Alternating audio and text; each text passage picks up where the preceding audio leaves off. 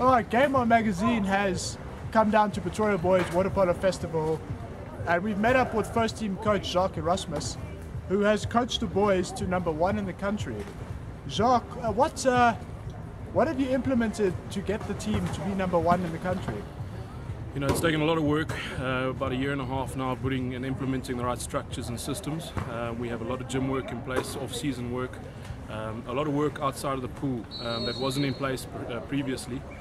And obviously we've done a lot of basic work on making sure our position specializations gotten up to speed with the rest of the schools, and I think that's really made the difference at the end of the day. We've implemented a new culture and value system of hard work and team spirit, and I think Boys Eye spirit just naturally as a boys school and the traditions that are involved here just backs it up and supports it more and more. So the boys are improving yearly, and we're implementing these systems from under 13 age group at club systems and making sure that the boys are coming through at the correct age. So under 14 up, we're already working with boys who've got the basic skill level, and we're making sure we're nurturing the correct boys through the system. It's obviously a team effort to get the first team to where they are. Who has helped you along the way to get the first team to #1 in the country? Yeah, you know, coming back again to when I started, I think there's always an issue with senior, junior rifts, new team players versus the current players who may have been in the team for a year or two already. You know, it's difficult often to get a teamwork and a team vibe together. It takes a lot of work with all the boys, and all the boys need to take responsibility of their position in the team. It's hard to single out anybody, but just building up from when I've started here, it's definitely taken some senior players to set the example and start setting the example in the right places in order for people coming through to follow that. And luckily, you know, we've managed to keep that system going, and we managed to keep that example going, which has really helped us. Leadership roles, there's plenty to name. I think every single person in the team structure coming through at Boys Eye has a place, has a role to play, and fortunately enough, they've been doing that. You talk a lot about building team spirit. Give us some examples of how you managed to do that. Look, you know, touring is always the positive team building time, because you are together, you are away, you're staying together. You know, your during the week process is more individualistic as a team. The guys are going home to their own homes, so touring is a big thing for us, and making sure that psychologically, in fact, we're doing a lot of out the pool work and basically identifying our characters in our team, how we should be dealing with each other in the water and out the water. But team spirit wise, definitely our tours assist a hell of a lot with that when the boys are staying together and get to know each other a lot better. If you look at schools like Grey College, they focus on certain sports. I mean, rugby is a case in point, which means that the school itself is putting a lot of emphasis on that sport.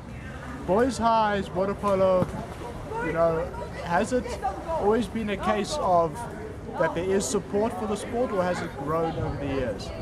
You know, I think it's always been a main summer sport. We had influences in the sport coming through, Mr. Lionel Randall, when I was in school, that you know, put water polo at the forefront of summer sport. We've definitely had a lot more participation in the sport. You know, if we talk about focus, I think boys have done very well to take responsibility of every sport.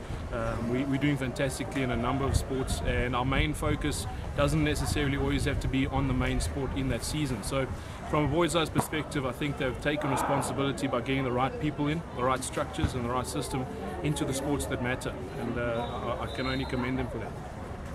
A big issue is infrastructure. Pretoria Boys didn't have the luxury of a heated water polo pool. Has that assisted with off-season training? I run clubs outside of Boys High. I run a lot of other systems in order to help that. We do have a heated pool now currently, which does assist. We turn on the heating towards SACS preparation, which is towards July, August in the year. So the boys are getting in the pool at the right time in the year, which is making a massive difference. The guys are in the gym a lot more when it counts, so during the winter season. And yeah, heated pool definitely, it's always a bonus, and not every school is privileged enough to have one, but we do turn the heating on the right time of the year. The biggest challenges of school water polo, what would they be?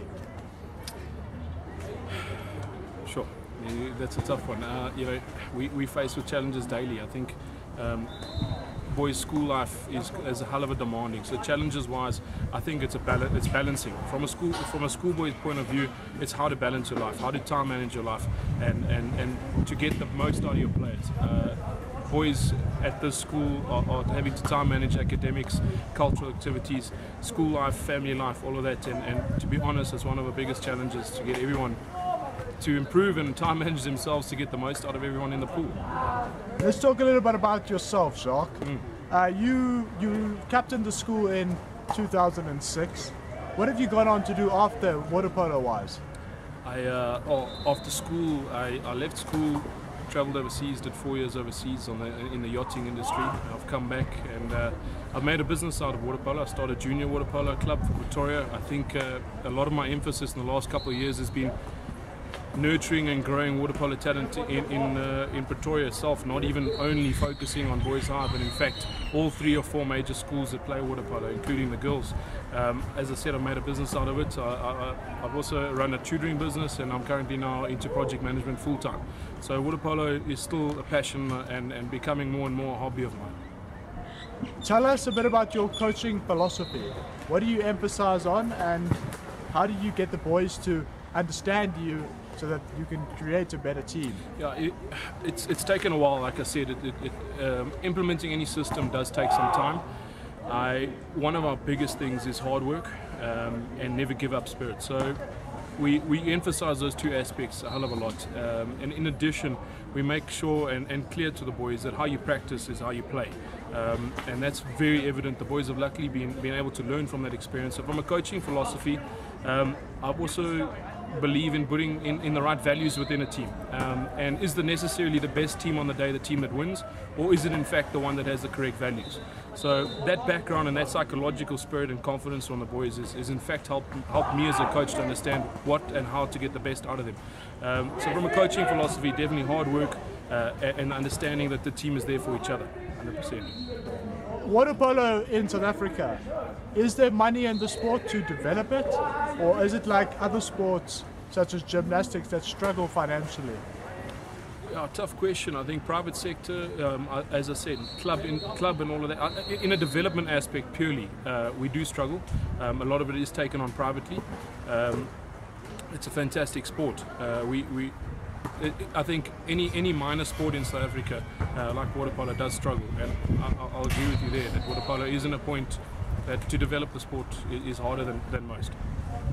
Talking about the 2016 first team water polo, do you implement a squad system that you rotate for games? We do. The perfect example is at the current festival we're running now. I've actually got 17 squad players. The squad players practice twice a week with the first team. It's important to maintain a system of challenges coming through so the boys know that they can't get complacent in their position. They have to be on their toes at all times. And I have a great junior system, as I said previously, and structure coming through that in fact, as I said, challenges every single player in the team for their position. Without that, I feel complacency and laziness kick in and arrogance. So we definitely believe in a squad system. Talking about the season so far, what have been the highlights? Too many to mention. We had, if we combine 2015 and 2016 season, we had a great senior group of boys last year. SACS tournament for me last year in October was one of the best tournaments I've been to. Unfortunately, we didn't get up to the finals, but we had an extremely tight game with the finalist Selborne, and that was a pinnacle for me at the end of that season with that bunch of boys. We have new challenges now and new seeds to grow with this team that we're currently working on. Currently, we're unbeaten at home with this new team, which is great. But again, it's not all about winning and losing. For us, we're trying to implement that value system. Yeah, for sure. Sport is not just about winning and losing, but it must feel nice as a coach to be coaching the top ranked team. One of the issues about being number one is that you get a target on your back. Does it add pressure as a coach and for the team? Yeah, coming back down to the ranking system and all of that, from a coaching perspective, I emphasize to the boys that the ranking system in fact needs to be ignored. What happens in the pool at festivals like this, in tournaments, and when you're holding a cup up, that for me is pure proof of a number one team. So we're not ignoring the fact, but we don't focus on the fact. Talking about your goals for 2016 with the first team, what would they be? Again, coming back down to winning and losing, it's not all about that, but obviously we're doing our best to prepare a team to go down to KES tournament and at least challenge some of the top teams and at least make top 8, if not top 4. And obviously one of the biggest goals would be win that tournament. We haven't done so well in the tournament in previous years, and we've had similar situations where we are doing well in the early part of the season, and towards the end of first term or March, when KES tournament is, the boys struggle. So that would be number one goal. I think building through is obviously to remain unbeaten at home on Saturday fixtures. I think that's at home and away on Saturday fixtures. That's a massive goal for the boys and myself that we've already set. But ultimately is just to continue improving and working as a team. Jacques, thank you so much for joining us at Game On Magazine. Pleasure. Thanks, guys.